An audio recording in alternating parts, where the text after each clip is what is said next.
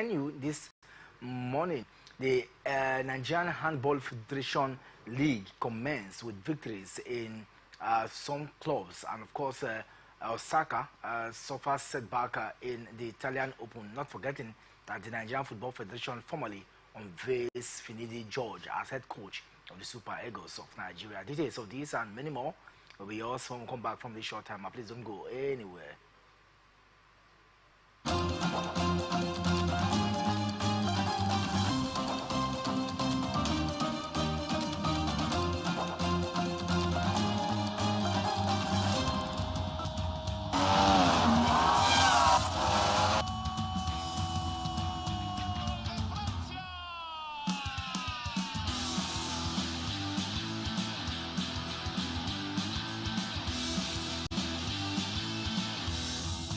Telling him not to counterpunch.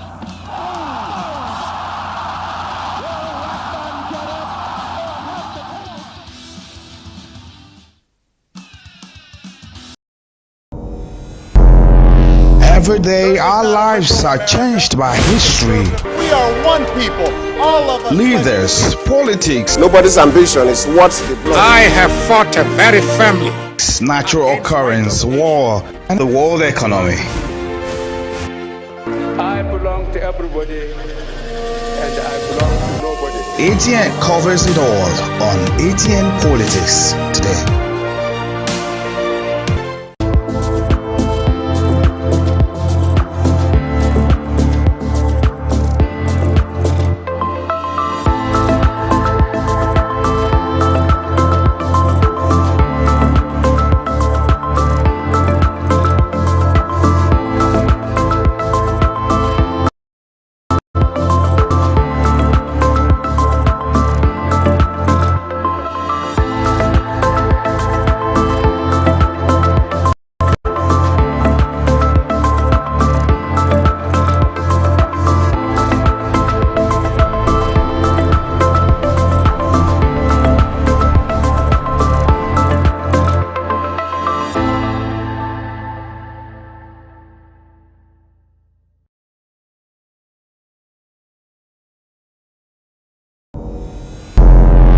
Every day, our lives are changed by history.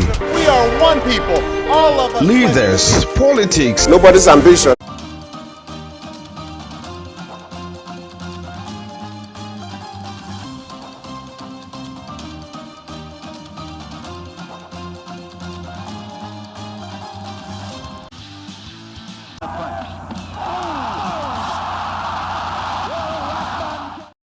Welcome back from that break. If you're just joining us, it is Sports Talk here on Atlantic Television Network, and of course we'll start from activities of games in Nigeria. It seems that the handball league has kick-started. I know Chehu, some time ago talked about it and the preparation for this particular one.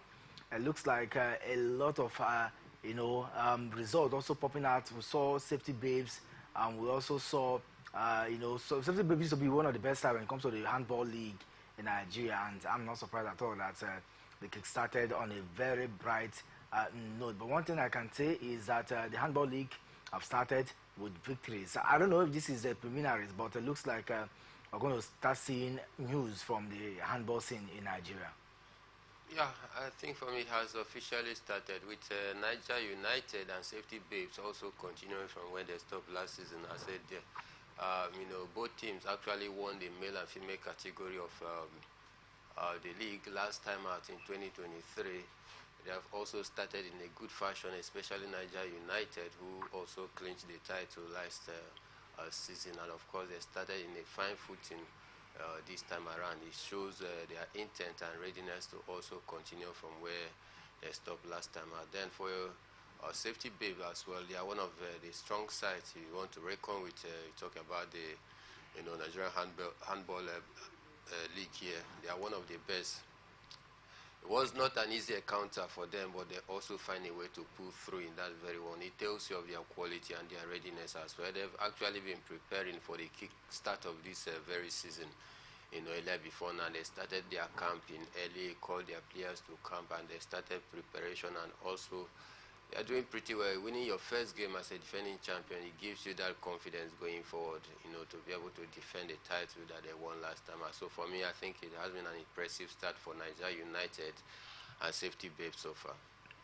It's been an impressive start for Nigeria United and Safety Babes so far in the Handball League, and of course, we're still looking at happenings from that quarter. Not also forgetting that a lot when it comes to handball scene, a lot is yet to. We'll get what is really popping out from that side. And one thing I know for sure is that other matches we saw in the men's category, it was the Tojimaran Academy that had an exceptional, start with Ishaka Mohammed, who defeated newcomers at Damawa Warriors 47-33, while 3 times winners of the Handball League in the main category, Kano Pillars, left it late to win Correction Boys 18-17. So Nigeria United got better of Benue Buffaloes 33-28. Tojimaran Academy at Damawa Warriors played at 47-33. Correction Boys, I talked about that particular one earlier. Safety Shooters and Sunshine Kings 27-12. And Conference Star Rima Strikers, of course, that one was a walkover 10-0, for the Rima Strikers. And these are some of the, not forgetting the Lagos Seasiders versus the Defenders 22-25. Those 3-point difference between the both sides. And the female, we saw Kowas Babe lost to Safety Babes. That one we talked about earlier.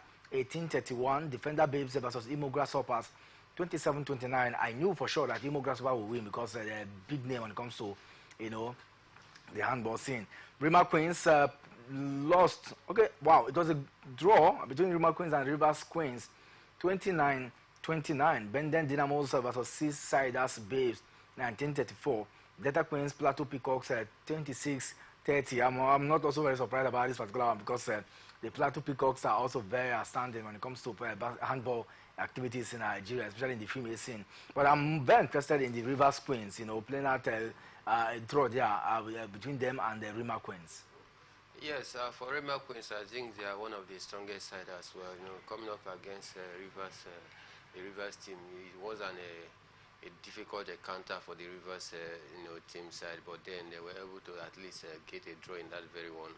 It would have been very disappointing if they had started the season on a losing note. They have to rally back in that very one. I actually followed up to the last minute of the game.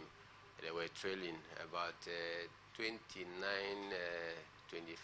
At some point, I thought maybe it was over for them, but the way and manner they were able to rally back into that game also tells you indeed that they have what it takes to challenge at the highest level as well. But it's a good one, hence they did not lose. Let's hope that in their next game they are going to start from this point of strength, which they actually were able to find at the dying end of the game by making sure that they rally back into the game. Rally back into the game, and of course, this is how far. But one thing very outstanding is to know that the sponsors of the Handball League is still in there. I mean, when it comes to sponsorship, it seems they've tied the knot, they've dotted the lines, and the sponsors of the team are just too happy to continue. We've never had any contractual issue between the Handball Federation and the sponsors of the league, at least in the last 5 years. Yeah, I think they have been doing quite a lot for themselves. No sponsorship deal issues in the past 5 years right now. I think they are one of the dedicated team here. When you talk about sponsor, they don't look for sponsorship anyhow. If they get one, they make sure that perfect plans to ensure as they ensure that the deal or the brand that they are dealing with have a good value for their money out there. And when of course you give sponsors a value for their money, they will be willing to stick with you because you are doing them proud and you are helping them to market their goods and services, and that is what it is. We must also commend the Handball Federation for being able to tie down a long contractual agreement with their sponsor out there, because it goes a whole long way to steady the ship of handball here in the country. Steady the ship of handball in the country. I can tell you for sure that the Handball League have commenced with full shot. And I mean, the dynamics of which the Handball League is being played, Mike, is one thing that that we need to talk about. I don't know if it's a full-fledged league, or maybe we'll get to hear Terry Kuti, the media officer. Maybe we'll get to invite him one of these days to take us through the dynamics, how it will be played, how long the season is, and whether it's going to be a bridge, whether it's going to be full-fledged season, or whether we're going to have a break in between. I'm yet to really understand the system adopted in this year's handball season league that just commenced. For me, I think according to information that Ghana, if there's anything to go by, it's not an abridged league. It's a full season league where all teams travel far and wide to play their games out there. For me, I think that should be the format. This abridged stuff, I'm never an advocate of any abridged league, either being the handball, being football, because it doesn't truly tells the strength of any team out there. Because if you are playing an abridged league, some coaches are afraid to make use of the French players. They want to stick with the players that they feel gives them the result. And playing some of these players week in, week out without giving them a proper time to rest, they also get worn out. So for me, I'm never an advocate of the abridged league, and that is why I'm also of the opinion that the handball federation should also continue in the full season league, because that gives a team the opportunity to have more time to test some of their French players as well, and have more squad depth. That is what it is. All right, let's move away from that now and let's talk some athletics this morning. Of course, the Grand Chambers of the European Court of Human Rights will hear the case involving middle distance runner Kaska Semenya tomorrow before a final ruling. Semenya, who is 32 years of age now, was born with difference of sexual development, what we call the DSD, and cannot compete in female track events without taking a testosterone-reducing drugs. The South African believes World Athletics is showing discrimination against athletes with her condition. She has appealed against the World Athletics, and the World Athletics also rules at the Switzerland-based Court of Arbitration for Sports Cars, but eventually lost in what amounted to a landmark case in 2019. Top Court rejected another appeal by Semenya in September 2000 after her team again sought to challenge the CAS ruling. It was this last act by the Swiss court that informed the basis of our 2021 application lodged by Semenya at the European Court of Human Rights. Semenya said in October last year she was turning her attention to winning battles against the authorities rather than collecting medals. Very unfortunate one for her, but those who have, a gender issue, I mean, for her own case is very unique in the sporting world. Of course, we know what she has achieved, but the matter is a very simple matter. You cannot compete because of the advantage that you have, because you are a dual citizen, so to say. If you are a dual personality, dual gender, she has the female and male sex organs, and that alone is an enhancement, because if you are running as a female, you have some of the male organs, and all this transgender stuff and all that. It limits or it enhances her ability when she runs with the female. So for you to continue to continue running with the females, you need to have what you call take the testosterone so like to reduce your But she's saying no, and of course, like I read that earlier, you have seen the level of cases that has been instituted since. She has filed cases, and the court have also ruled in some of the cases from 2020, the year of COVID, till last year. So I'm just wondering how far she can achieve this particular one, because if CAS as a body has ruled on this one, I'm just wondering why she's still insisting on going higher. She's 32 now, and looks like in the next couple of years now, if she does not pull through, she might just be retiring. For me, I just simply think that she's wasting her time, because I don't see the European court also turning this verdict in her favor, because two courts already has also rejected her appeal, starting from the Court of Arbitration for Sports. And this issue actually has been lingering. It's dated back 2019 down to this is 2024. About 5 years down the line, she's still trying to push if she can be able to also get the better of the case. But for me, I think there's nothing too difficult for Kasma Semenya. She can also attest this to herself, that if you want to compete in a male category, you have to take the female category. yes, testosterone, Testosterone. reduce, enhancement, so that at least you be in the same level with the other pair out there. Because if you don't take it, it means that it is a cheat, because you are having an undue advantage over other athlete. And for me, it's as simple as that. But she continued to push to see if they can be able to, look in her favor, which for me, I don't actually, like. Because if you want to compete, you must compete on a very clean state and on a very average state with other athletes. That is where you get to prove your superiority, and not maybe you have an advantage of because of the fact that you are a dual gender. And for me, I think it makes no sense. She's just wasting her time. These 5 years down the line that she has been fighting to see if she can be able to get through this favor. If she has used these 5 years to invest and continue to compete, I mean, by now you can't tell me that there is no way she will not will have at to least have won a major medal. medal or silver. And for me, I'm even more concerned about Casca Semenya, because when you look at the way she has gone about it, take testosterone. It's a drug, yes. Your ability is ability. First of all, ability comes internally. It is not something that, I mean, she has won. She's a record holder when it comes to, is it 800-meter race that she's running, and of course, for sure that when it comes to that particular one in the female category, she's an outstanding lady. So what tells you that if you now reduce your draw, like she said, maybe she's fighting the authorities and not necessarily the fact that she cannot compete strongly, even if she takes a testosterone. But for me, I wonder why you be fighting authorities.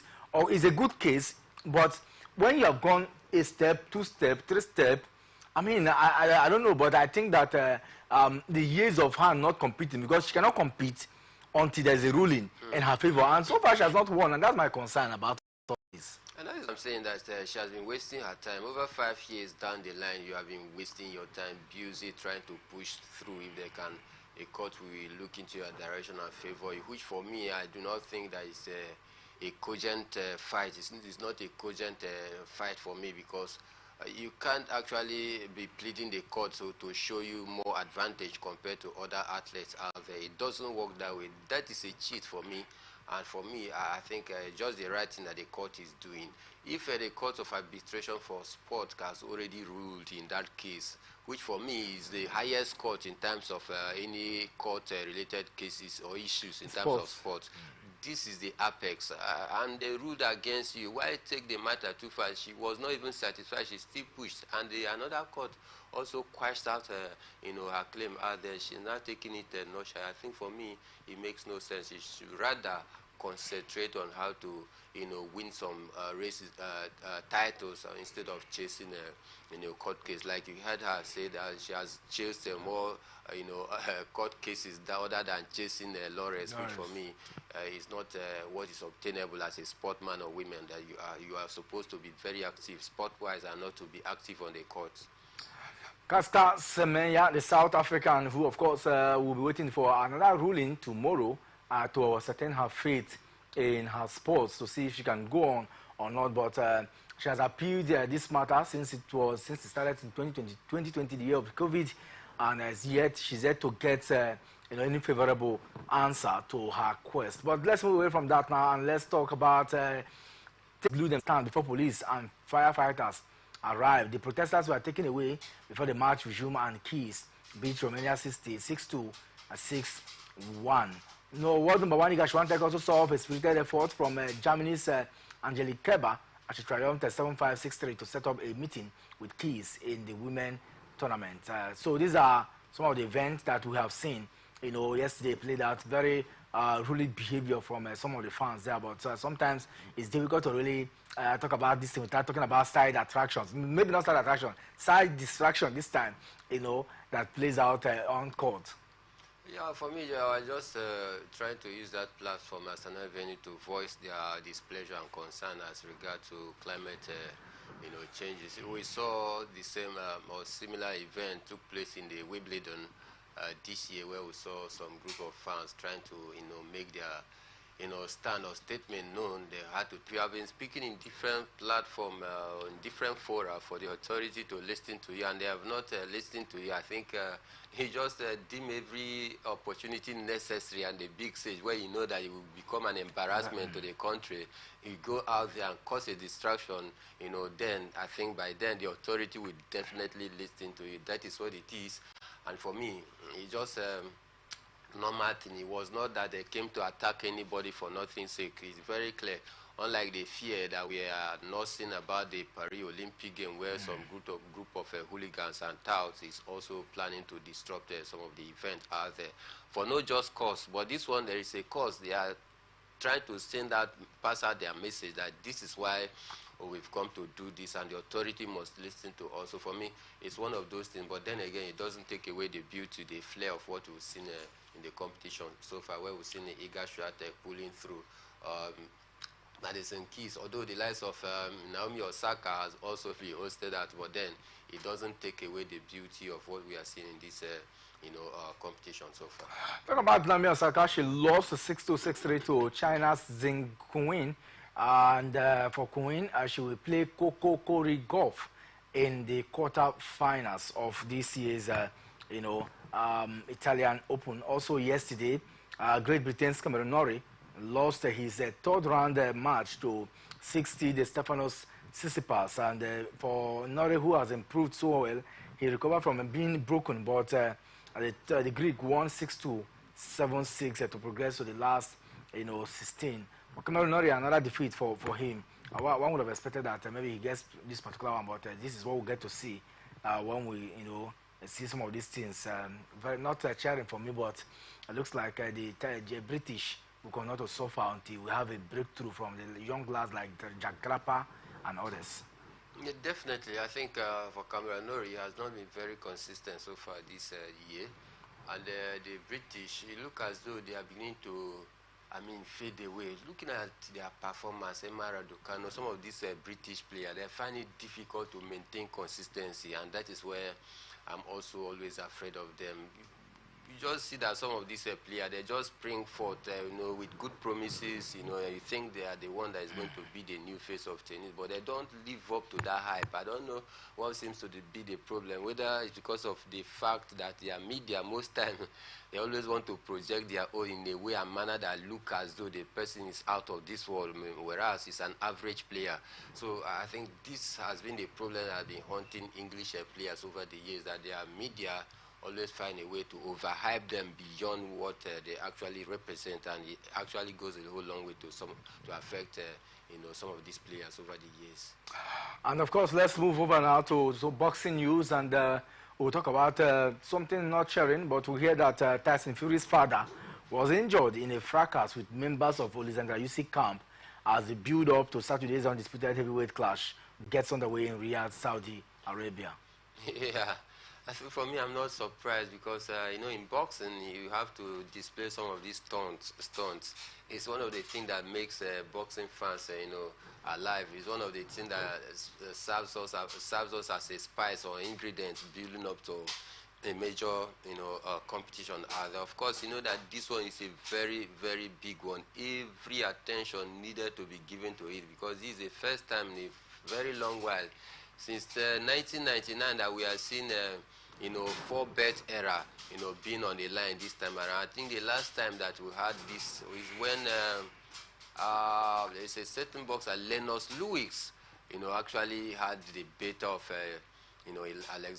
Evander Holyfield, 1999. That was the time we had this kind of massive big fight where all 4 bets will be on the line. I think for me, they need every attraction, so as to make it very big, because the fight is just by the corner. On Saturday it comes up, and the father of Tyson Fury also wanting to make the headline, but we saw blood oozing out from his body out there. So, but the Saudi authority have also come out to say that they are not going to find any of them, because for me, I think they just know that these people are playing to the gallery. Don't forget, behind the scene, they will go back and hug themselves. You sit on the same table, eat, wine and dine, so it's just some of those stunts that comes in the world of boxing. But for me, I'm not I'm particular about John Fury, the father of Tyson Fury. I wouldn't have loved him to be showcasing and to be very visible in his son's bout. But one thing you know for sure, same cannot be said of Usyk because he is a boxer. He was a professional boxer. You know, his sons took over. And but I should think that when your son is having this thing like this, as a father, you should stay behind. But he's too visible for my liking, and that's why a lot of people would think that it's yeah, it's a family of boxers.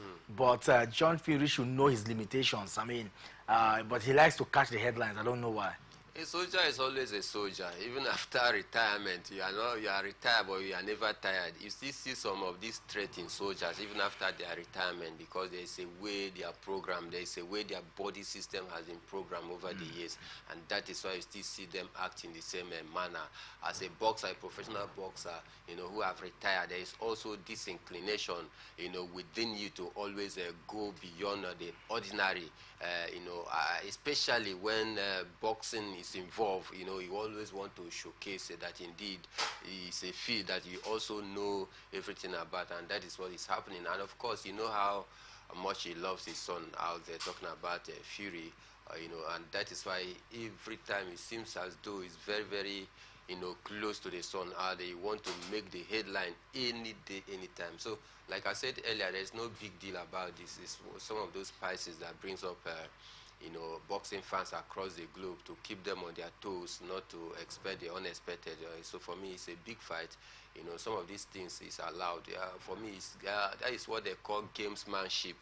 Anything that you can do, anything at all that is within the ambit of the, you know, sport, just do it in order to curry favor from your fans out there. To curry favor from your fans, and that's before we go for a quick break now. Let's move now to the NBA as we look at happenings, you know, from that quarter. A lot has transpired in recent time, and don't forget it is the semi-finals of the two conferences, and from there we will now head straight to the finals later this month, you know. But let's take you through some of the results of games so far played, especially the one played in the early hours of this morning, the ones played yesterday, and the one to come tomorrow. So we'll look at some of those games, and a lot has truly happened. And one thing very striking is the fact that the big names are still doing so well in that particular likes of Boston Celtic, and they are holding on to their own, and a lot is still happening from that quarter.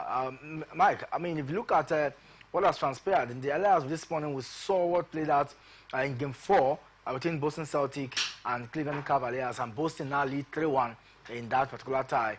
They defeated the Cavaliers away from home yesterday, 109-102 in that game. And then we also saw Dallas Mavericks. It is now 2-2 between them and the Thunders. And this is where I know that there will be a crock, because in the Western Conference we saw how good, you know, the both sides have been.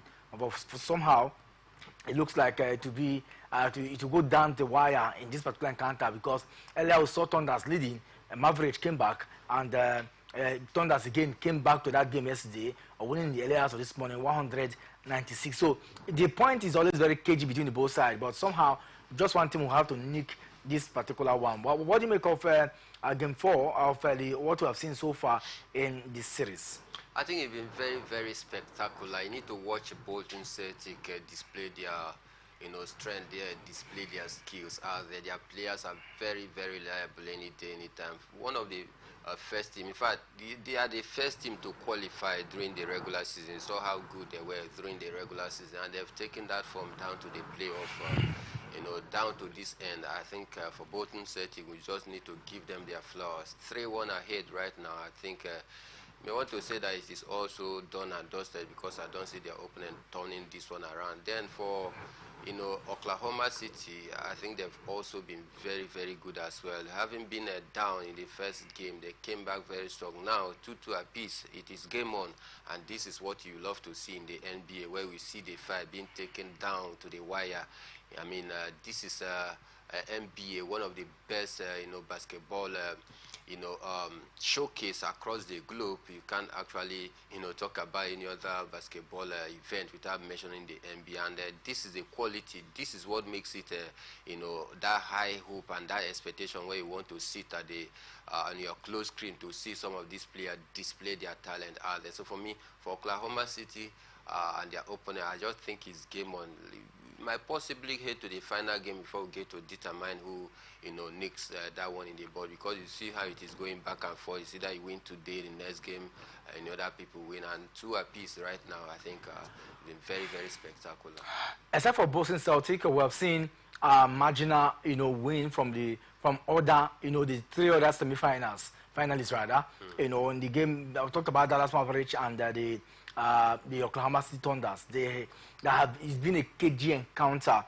Same will be said of the other side of the Eastern Conference, where we saw the Pacers and the New York Knicks also battling front and then back. And of course, you also talk about they are 2-2 now. So tomorrow we're going to see if the tie will be whose side will pick the game 4, whose side will pick the win now to lead 3-2 in that particular one. But a very cagey encounter. The last time they played in game 3, we saw the Pacers came back to get that particular one, 121-90-89. And then same also for the other side of the Western Conference, where the Denver Nuggets will take on, Timberwolves. Timberwolves themselves are also showcasing strength. They started brilliantly, but Denver Nuggets came and they've snatched 2 wins now to put the tie on a draw. So far, game 4 will show the difference between the both sides, but it continues. And 3 games we expect to go down the wire.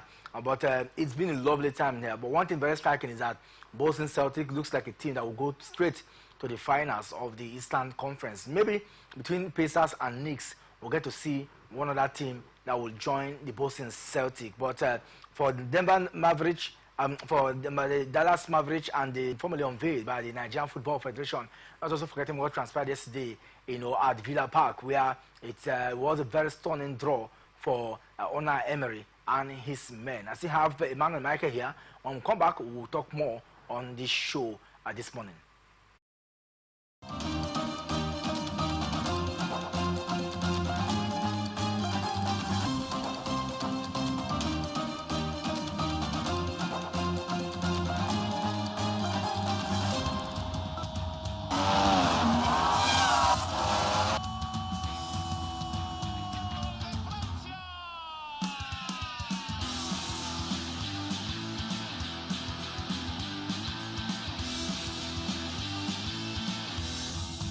Telling him not to counterpunch.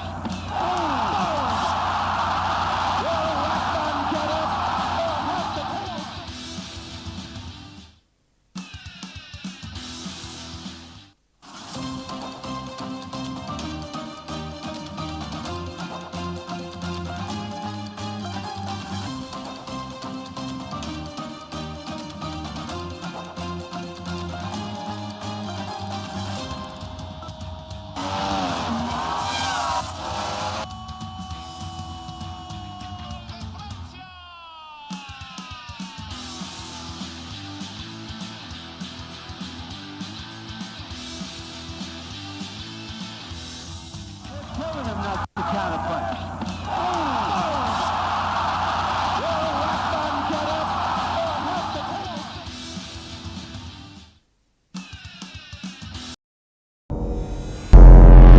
Every day, our lives are changed by history, We are one people. friends, war, and the world economy. I belong to everybody, and I belong to nobody. ATN covers it all on ATN Politics today.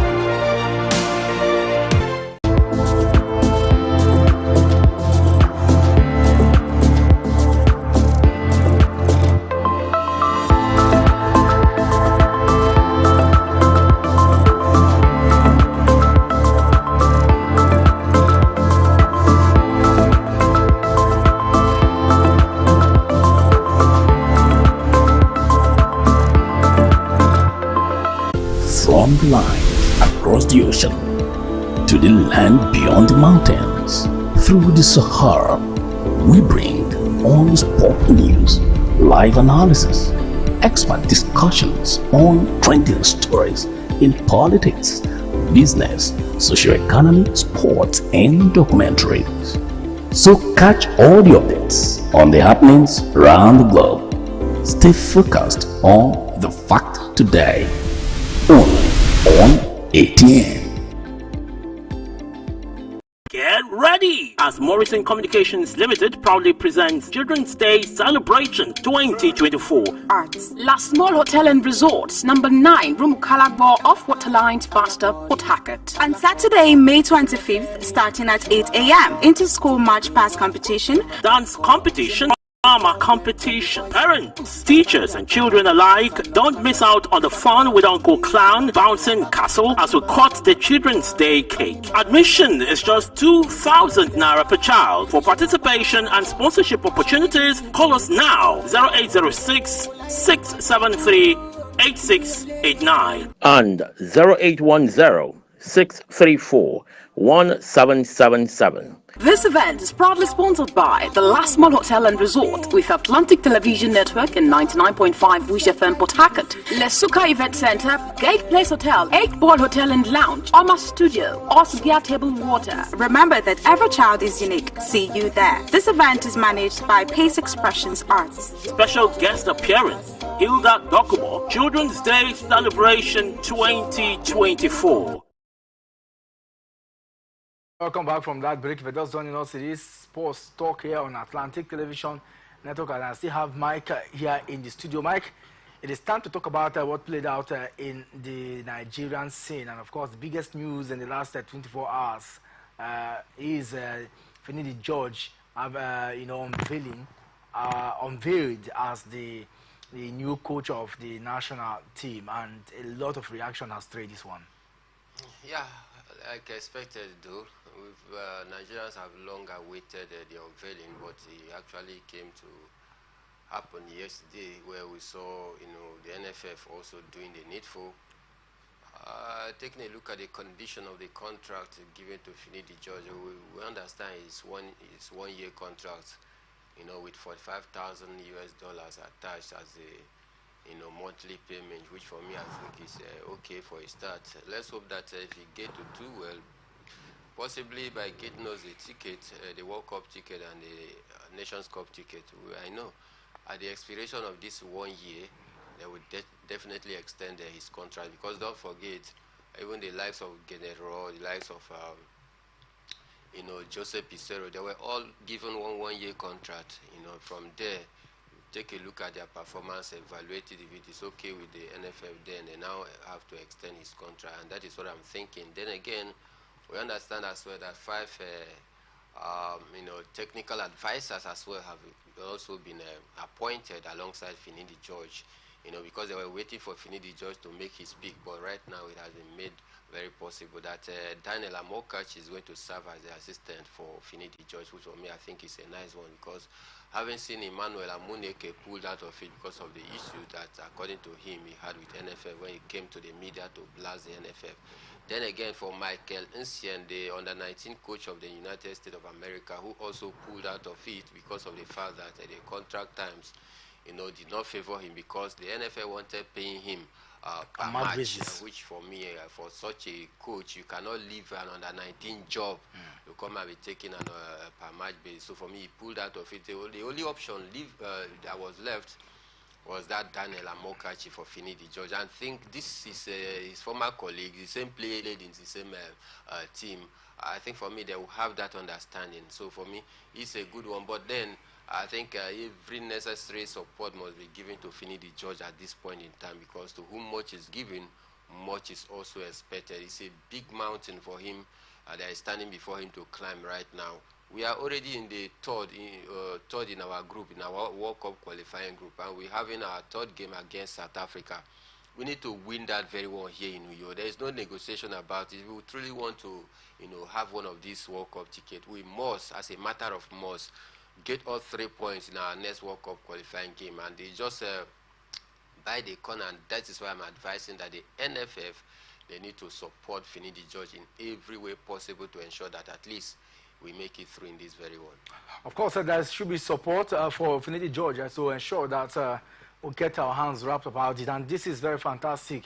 For the first time in a very long while, I've never seen, maybe not seen, it's been a long time where this type of ceremony was performed for an indigenous coach of the Super Eagles.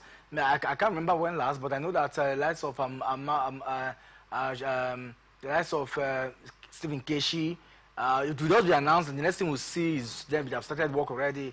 The likes of Onigbinde, the likes of Chukwu, these are coaches that have coached, the scene, but somehow this one is a little bit formal. There is a formal process, the signing of the contract. Everybody gets to know the contractual terms of Finidi George, and it's all over. And the point is much talked about, and of course we hope for the best, from the team. Let's move away from that and let's talk about other issues now. The first target now for him, like you said, is get the boys. There was a leaked list, from the Nigerian Football Federation. Invited players already unveiled. Some of the names. Chukwueze will not be part of it because we know that he's already been injured, and except from now, the doctors in the Italian Serie A or his club, AC Milan, confirmed that he can play. Otherwise, his name has already been listed, but I'm sure that they might replace him.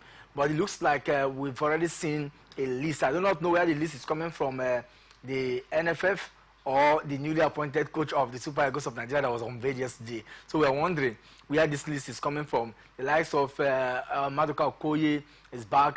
Francis Zoho is not in that list. He's not invited. I'm sure that his era with the Super Eagles seems to be extinguished.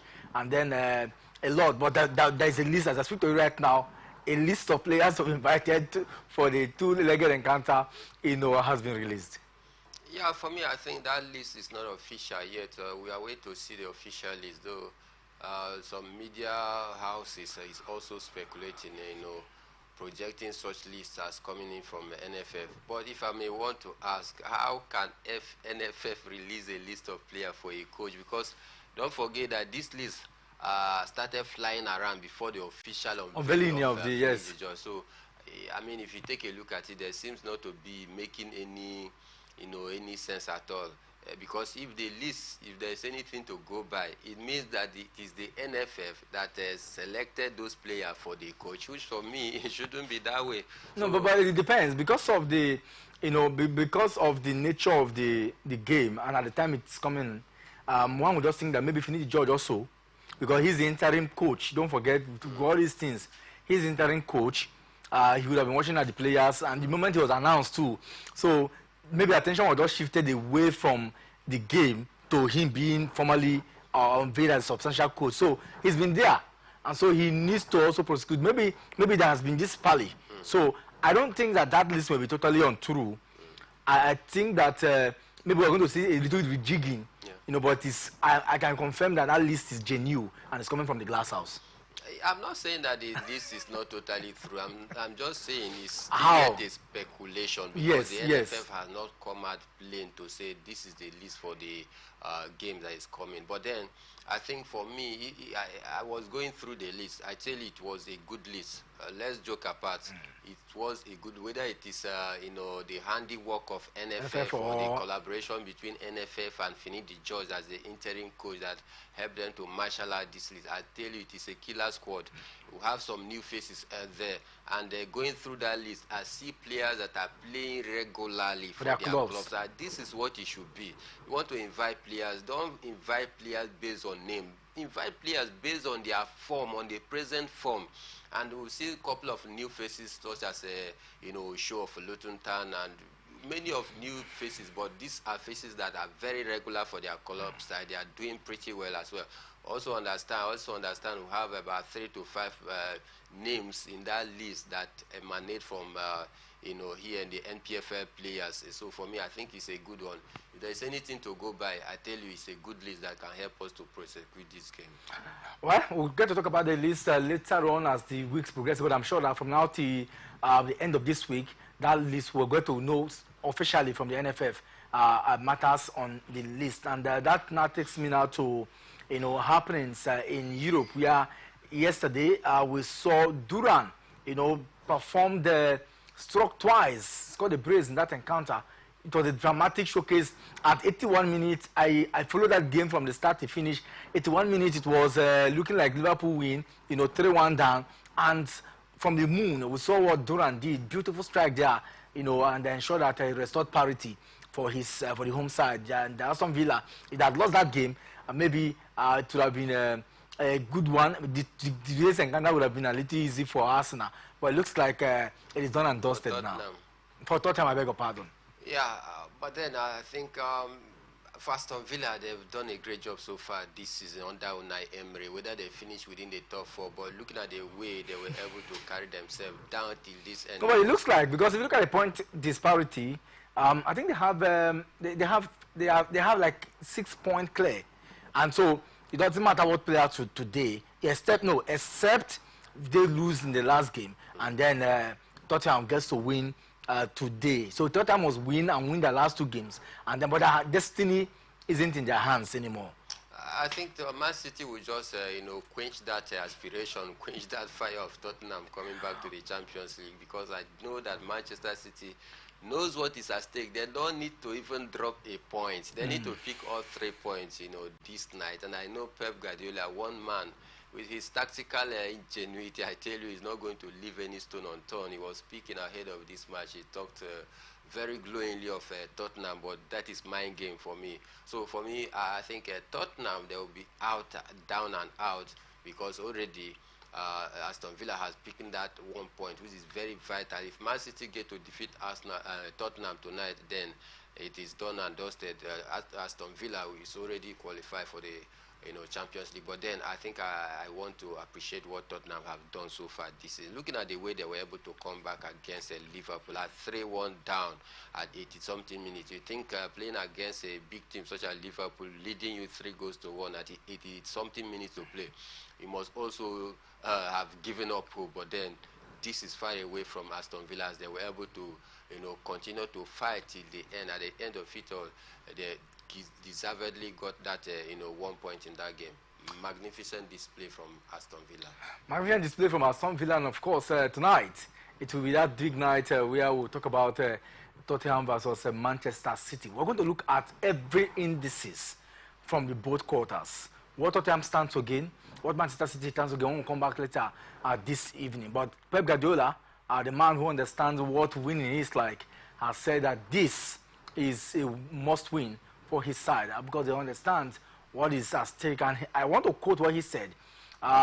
History is in front of us, and end of quote.